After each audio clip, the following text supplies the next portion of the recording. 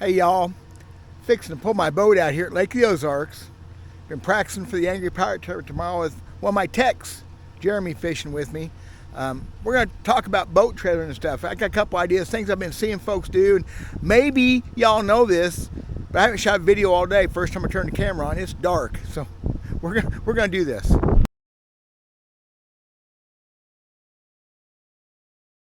You need to know is where your trailer needs to be in relation to the water, and it changes from ramp to ramp. I like them steps in front of the fenders to just be wet. They can be drier than that, they can be a little wetter than that, but I like them just right there. I mean, I got this perfect, okay? Now, Jeremy's never drove my boat before, but I bet you he puts this thing on here perfect first time. He's a professional. I said, but having it the right depth, boats float so much easier, and I mean, I'm telling you, I have seen people do some really screwy things. Now watch what he does. He gets the boat straight.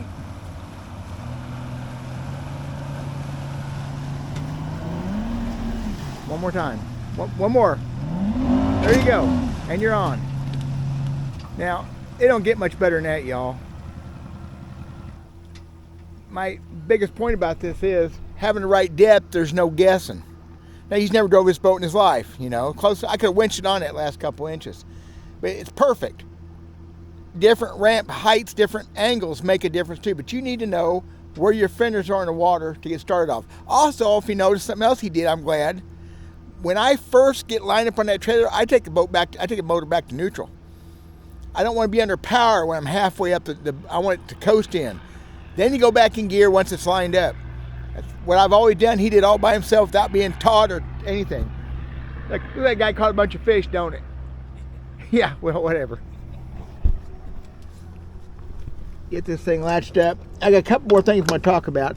I've been seeing people make really weird moves doing this. It's got me a little weird, shook up. We've been around boats our whole life. Jeremy sells boats. I've sold boats. He works on boats.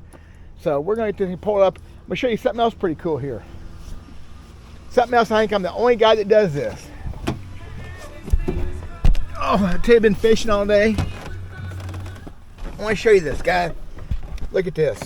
Before I take off, I am on the low side of the case.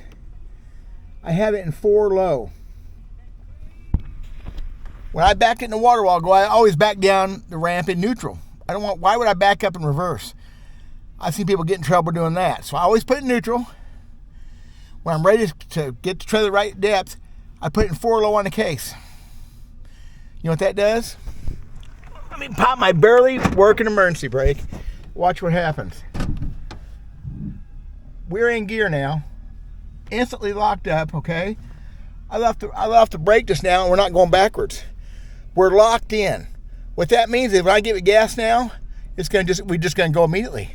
No slipping in the transmission. Look at that. We're moving almost 0 RPM. Motor's not working at all. More importantly, the clutches and transmission, everything's locked up solid, okay? No slipping. Whenever you get in your truck and you give it gas, it don't move, those clutches are slipping. My other old truck, actually a newer truck than this one, has 308,000 miles on it. 308,000 on the original transmission. I'm pretty sure that's part of that. Now what I'll do when I get up the top of the ramp, I'll put it back in neutral, and I'll take it out of 4 low, and we're good to go. So if there wasn't any revelations there, next thing I'm going to do, before I do anything else to this boat, is I'm going to trim that motor down. Why, do you ask, Mr. Verts, do you trim the motor down? Well, here in the sunny south, mid-south, we do a lot of freeze and thawing. Front water running out. I'm going to let that thing set for several minutes that way. I want that water out of that motor. Now, theoretically, there's nothing there that could freeze, but I have seen carriers, the carrier that holds the lower unit together, I've seen them blown out by ice. Water sitting behind them. I'm going to let that water get out of that motor. Now, it's not supposed to freeze tonight, but I want that water out of there. That's bottom line. I want that to happen. Now, this is a pet peeve of mine with new boats. Now, maybe this affects you guys, maybe it don't. Jeremy's going to put my old-fashioned transom saver on. So I had the motor perfect. See that? Now, here's the deal. This transom saver saves the transom. Now, my boat is a modern style without a splash well, but especially the older boats with splash wells, you got to have one of those. This boat has 0 stress cracks either side. It's been well taken care of, plus it's a good design.